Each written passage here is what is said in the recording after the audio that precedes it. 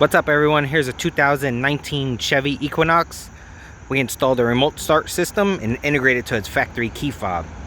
To activate the remote start, you're going to press the lock button on the key fob 3 times.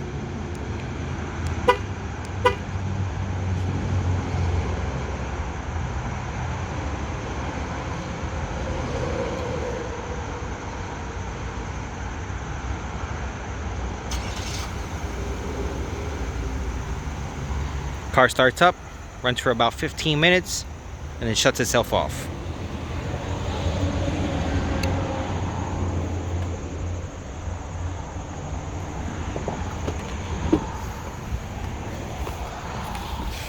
Car does take over. Unlock the door, you will get in, tap on the brake, and the car stays running. And you can drive away. Thank you guys for watching.